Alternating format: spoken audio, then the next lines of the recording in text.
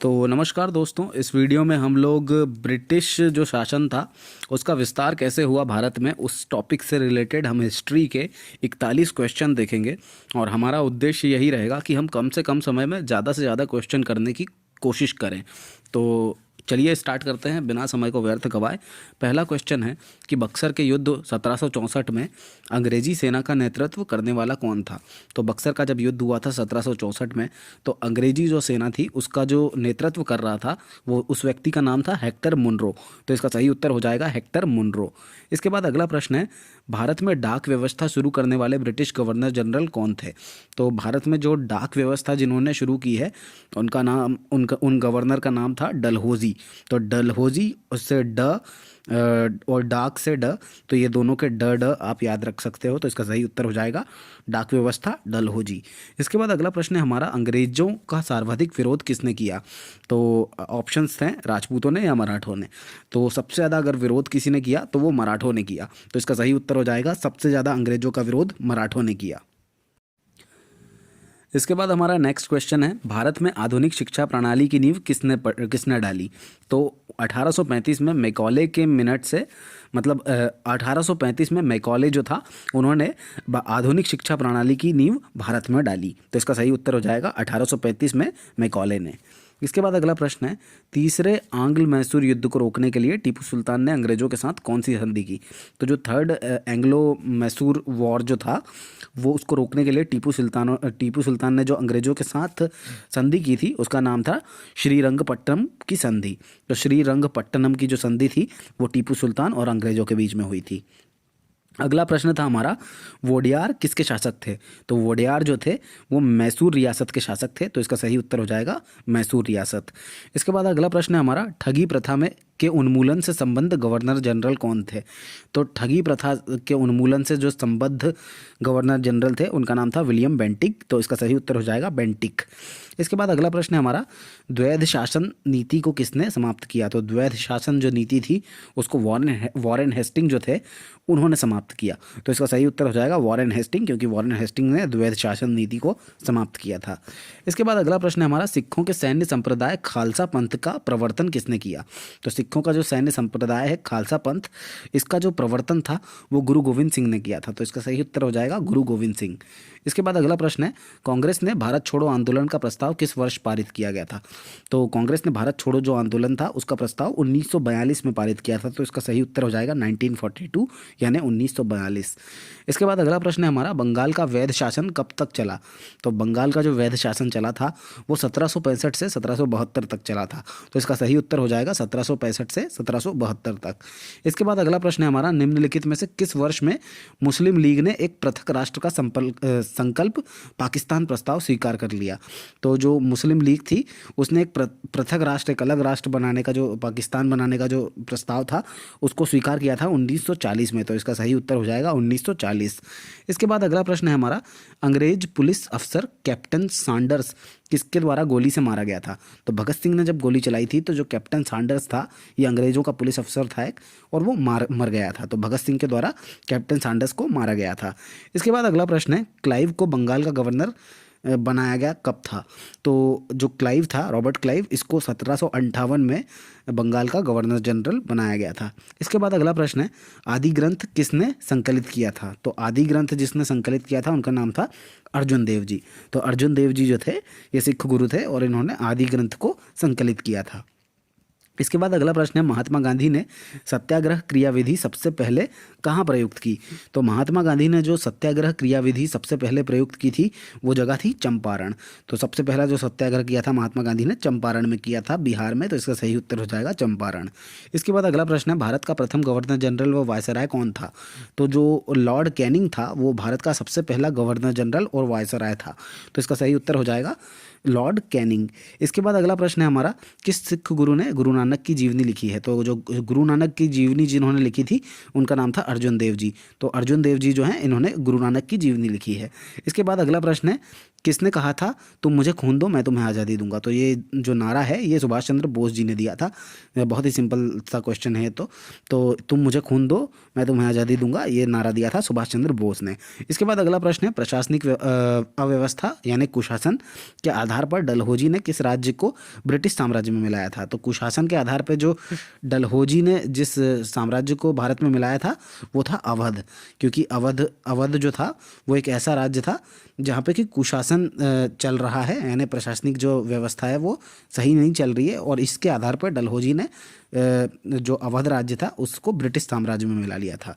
इसके बाद अगला प्रश्न है, वर्ष 1919 में जलियांवाला बाग हत्याकांड कहाँ पर हुआ था? तो जो जलियांवाला बाग है ये अमृतसर में है, तो इसका सही उत्तर हो जाएगा अमृतसर।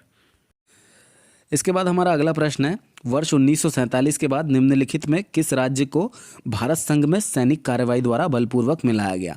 तो वर्ष 1947 में जो हैदराबाद राज्य है इसको भारत संघ में सैनिक कार्रवाई के द्वारा बलपूर्वक मिलाया गया था, तो इसका सही उत्तर हो जाएगा हैदराबाद।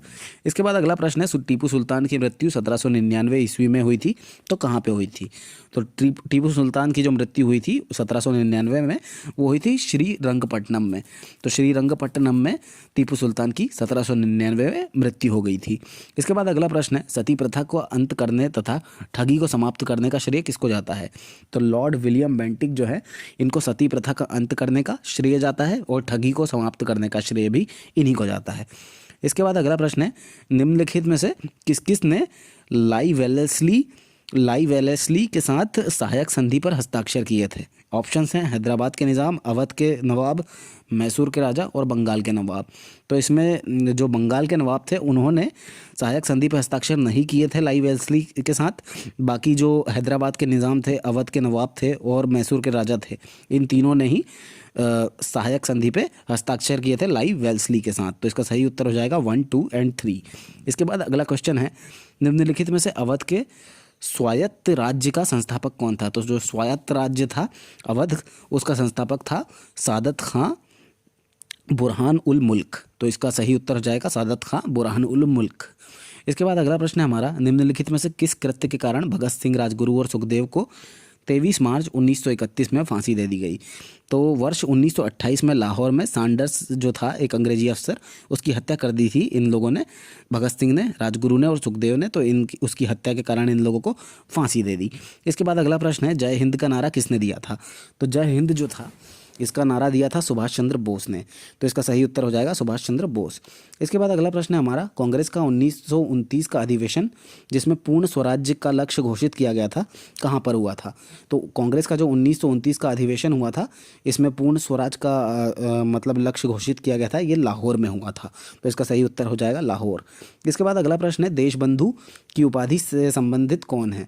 तो देशबंधु की उपाधि जो है ये चित्तरंजन CR दास को दी गई थी। तो चित्तरंजन दास जो है इनको देशबंधु की उपाधि दी गई है। इसके बाद अगला प्रश्न है, हड़प नीति यानी डॉक्ट्रिन ऑफ लैप्स के अंतर्गत कौन से भारतीय राज्य कब्जाए गए थे? तो हड़प नीति यानी डॉक्ट्रिन ऑफ लैप्स के अंतर्गत झांसी, नागपुर और सतारा जो थे इन राज्यों को कब्जा गया था अंग्रेजों के द्वारा। इसके बाद अगला प्रश्न है, टीपू सुल्तान की राजधानी कौन सी थी? तो टीपू सुल्तान की राजधानी थी श्रीरंगपट्टनम। इसके बाद अगला प्रश्न है, राज्य 6 हड़प नीति जब्ती सिद्धांत डॉक्ट्रिन ऑफ लैप्स किसके द्वारा लागू की गई थी? तो डलहौजी जो था उसके द्वारा डॉक्ट्रिन ऑफ लैप्स जो है इसको लागू किया गया था। तो इसका सही उत्तर हो जाएगा डलहौजी। इसके बाद अगला प्रश्न है, असहयोग आंदोलन 1920 से 1922 तक चला, इसको क्यों निलंबित कर दिया गया? तो चोरी चोरा में जो एक हिंसक घटना हो गई थी उसके कारण असहयोग आंदोलन को निलंबित कर दिया गया था। इसके बाद अगला प्रश्न है, प्लासी की लड़ाई 1757 में हुई जो, उसमें अंग्रेजी सेना का नेतृत्व किसने किया? तो जब 1757 में प्लासी की लड़ाई हुई थी तब अंग्रेजी सेना का नेतृत्व करने वाले व्यक्ति का नाम था रॉबर्ट क्लाइव। इसके बाद अगला प्रश्न है, प्लासी का युद्ध 1757 ईस्वी में जो हुआ वो अत्यधिक ऐतिहासिक महत्व का था, क्योंकि प्लासी का जो युद्ध था 1757 में ये हुआ था और इसका ऐतिहासिक महत्व इसलिए था क्योंकि ये संपूर्ण भारत पर ब्रिटिश नियंत्रण के लिए एक रास्ता खोल देता था। तो यहाँ पे इस युद्ध ने क्या किया, पूरे भारत पर ब्रिटिश नियंत्रण के लिए रास्ता खोल दिया। तो इसका सही उत्तर हो जाएगा संपूर्ण भारत पर ब्रिटिश नियंत्रण के लिए रास्ता खोल देने के कारण प्लासी का युद्ध अत्यधिक ऐतिहासिक महत्व रखता था। इसके बाद अगला प्रश्न है, नमक सत्याग्रह किस ईस्वी में प्रारंभ हुआ? तो नमक सत्याग्रह जो था ये 1930 में प्रारंभ हुआ। तो इसका सही उत्तर हो जाएगा 1930। इसके बाद अगला प्रश्न है, किस सिख गुरु ने फारसी में जफरनामा लिखा है? तो गुरु गोविंद सिंह जो थे इन्होंने फारसी भाषा में जफरनामा नाम की पुस्तक लिखी है। तो जफरनामा जो है ये लिखा है गुरु गोविंद सिंह जी ने। इसके बाद अगला क्वेश्चन है, वर्ष 1798 ईस्वी में लाई वेस्ली द्वारा प्रस्तावित सहायक संधि सब्सिडरी अलायंस को स्वीकार करने वाला सबसे पहला भारतीय शासक कौन था? तो इसके ऑप्शन है अवध का नवाब या हैदराबाद का नवाब निज़ाम। तो इसका जो सही उत्तर है वो है हैदराबाद का निज़ाम, क्योंकि हैदराबाद का निज़ाम जो था इसने वर्ष 1798 में लाई वेल्सली द्वारा प्रस्तावित सहायक संधि यानी सब्सिडरी अलायंस को स्वीकार कर लिया था। इसके बाद अगला प्रश्न है हमारा कि निम्नलिखित में से सिख गुरुओं की सही कालक्रम बताइए। तो सिख गुरुओं का हमको एक सही कालक्रम बताना है। और तो सबसे पहले आते हैं अमरदास, फिर आते हैं रामदास, फिर आते हैं अर्जुन देव और फिर आते हैं तेग बहादुर। तो इसका सही जो हमारा जो कालक्रम है वो यही हो जाएगा कि अमरदास, रामदास, अर्जुन देव और तेग बहादुर। इसके बाद अगला प्रश्न है हमारा, सिराजुद्दौला किसके द्वारा पराजित किया गया? तो सिराजुद्दौला जो था उसको हराया गया था रॉबर्ट क्लाइव के द्वारा। तो इसका सही उत्तर हो जाएगा क्लाइव, क्योंकि क्लाइव ने सिराजुद्दौला को हरा दिया था।